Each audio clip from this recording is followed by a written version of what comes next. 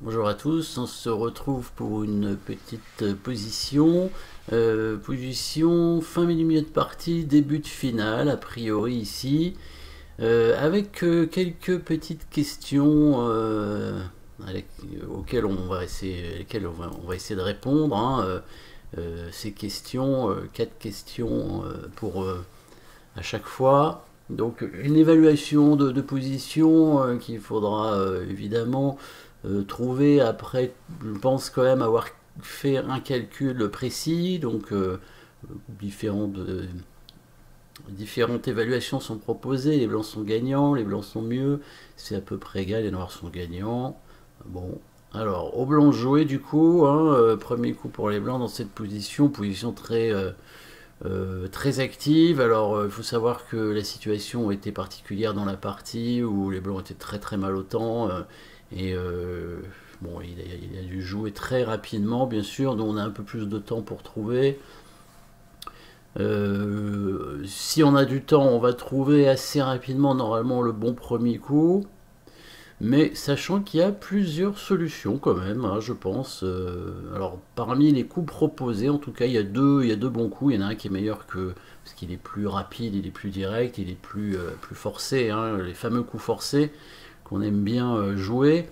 Donc ici, il y a quand même deux coups forcés proposés. Dame C8 échec, premier coup proposé. Deuxième coup proposé, Dame E4 échec. Troisième coup proposé, donc c'est pas vraiment un coup forcé, c'est 4, hein, mais ça attaque le fou, évidemment, c'est pas suffisant. Et quatrième coup proposé, cavalier prend F7, c'est un coup forcé parce qu'on prend une tour, mais peut-être qu'il y a un souci sur ce coup, cavalier prend tour, qu'on peut peut-être éliminer assez vite, à mon avis, hein, puisque le roi blanc est dans un mètre du couloir, hein, avec la lame qui rentre directement en C1 hein, si jamais le cavalier prend la tour. Donc ça c'est le piège. Bon, il n'est pas tombé dedans quand même avec les blancs, mais il est tombé dans un piège un peu similaire. Le coup C4, bah, c'est le coup C4 en fait qu'il a joué, ouais, qui est vraiment pas un coup très... bah, c'est pas un coup forcé du tout, hein. On attaque un fou, c'est sûr, mais dans cette position, on pourrait attaquer le roi, ça paraît plus logique, hein, étant donné qu'il est quand même sous l'attaque de la dame, donc dame C8 hein, paraît le coup le plus logique, et bon, alors peut-être dame E4, à voir, on va voir tout à l'heure. Donc on va déjà voir un petit peu ce qui s'est passé dans la partie, puisque ça allait assez rapidement, hein. Je pense qu'il a perdu autant avec les blancs d'ailleurs, hein, puisque après le coup C4, il pensait tout simplement chasser le fou et récupérer probablement soit la case 6, soit la case 4 pour la dame pour mater. Hein. Et puis si jamais les noirs prenaient le cavalier avec le pion, il aurait pris le fou avec le pion et se serait permis de venir ensuite avec la dame au E4 hein, certainement. Donc on pouvait, et ça c'était ce qu'il pouvait imaginer, puis on prend fou. Puis on prend cavalier, puis on prend fou, évidemment, le fou qui donc disparu, donc la tour se retrouve en prise, et la dame du coup qui va pouvoir aller en E4 tranquillement faire échec, et très proche du mat, hein, probablement, ou du gain de la dame, donc c'est ce qu'il avait vu assez rapidement, sauf que là les noirs ont trouvé un coup de défense, pouvaient le chercher, hein, en mettant la pause évidemment, dans cette position, le coup pour les noirs, un très bon coup, très bon coup qui va complètement déstabiliser les blancs hein, dans cette position, puisque les blancs n'ont pas du tout prévu ce coup-là. Et du coup, bah, je ne sais pas s'il a perdu autant tout de suite ou s'il a fait n'importe quoi, mais en tout cas, il a explosé en vol ici. Après, le prochain coup des noirs, le très bon coup, tour en E7, coup de défense terrible, hein, avec la dame du coup qui est bloquée et la menace de mat en E1. Donc si les blancs prennent la tour, hein, bah, c'est ce qui... bah, c'est le coup, c'est quand même le bon coup, hein, dame prend tour, bah, les noirs prennent la tour blanche et le cavalier blanc est toujours cloué. Hein, voilà, et là il n'a pas trouvé, je pense, de coup pour éviter le mat. Il y avait une possibilité de continuer avec les blancs, mais c'était difficile, hein, là, parce que là le cavalier est perdu en fait. Hein, il ne peut pas bouger, il y a le mat derrière.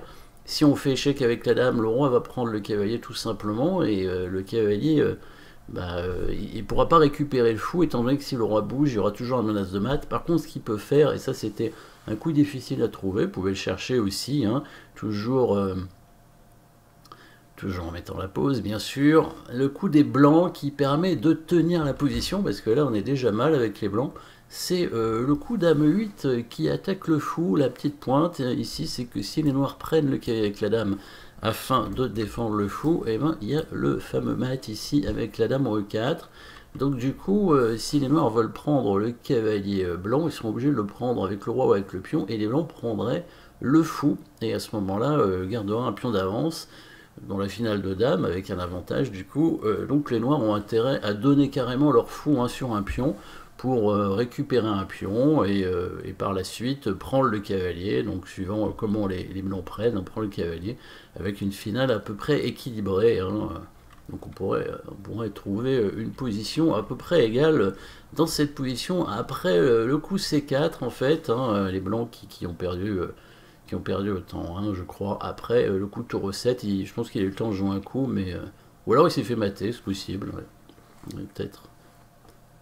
Alors, donc, regardons les autres coups. Alors, dame C8 échec, avec l'idée de faire un coup forcé déjà. Je pense que c'est quand même assez logique, dame C8 échec quand on est mal au temps, hein. On va quand même vite jouer un coup forcé.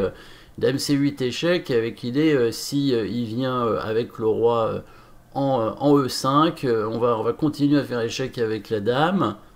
Bon après il voulait gagner, donc il voulait peut-être pas répéter les coups. Il s'est dit dame C8 échec, roi E5, dame B8 échec. Bon là clairement il peut pas aller en D4 hein, parce que la dame vient en F4, faire échec, et si le roi s'enfuit, attaque à la découverte hein, avec le cavalier, et on va gagner la dame qui n'est pas protégée. Là il n'y a plus de menace de mat, là c'est pas trop compliqué à voir.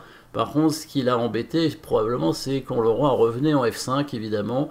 Ça c'est gênant, hein, et dans ces cas-là, il pourrait répéter les coups à la limite, hein, revenir en C8, je sais pas si ça permettait peut-être de gagner du temps la pendule et revenir en 8, et du coup, s'il vient en F5, trouver le bon coup, le quatrième coup proposé évidemment. Mais il y a un coup difficile aussi à trouver, enfin difficile si on veut, dans cette position pour les blancs, coup qui gagne tout de suite pour les blancs. Vous pouvez essayer de chercher aussi hein, plusieurs coups à trouver hein, dans cette position, plusieurs coups différents.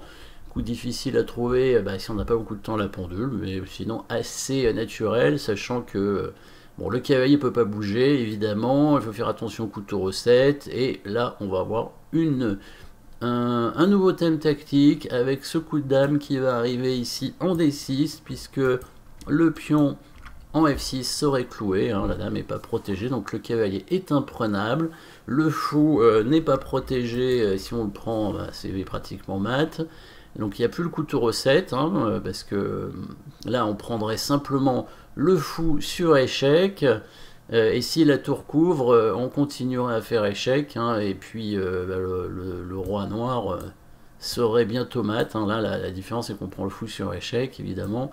Si la tour vient là, on va venir en D7 tranquillement avec la dame, et si le roi vient en F4, on pousse le pion, hein, et c'est bien mat, hein. Oui c'est mat. Tout à fait, donc ici sur le coup dame D6, je pense qu'il n'y avait pas de coup non plus hein, pour les noirs, mais c'était pas un échec, c'était pas si simple à trouver, mais deux options quand même mènent à la victoire ici avec les blancs. Évidemment les blancs sont gagnants dans cette position, mais le bon premier coup c'est bien celui qui reste, hein, le coup dame en E4 échec, oui.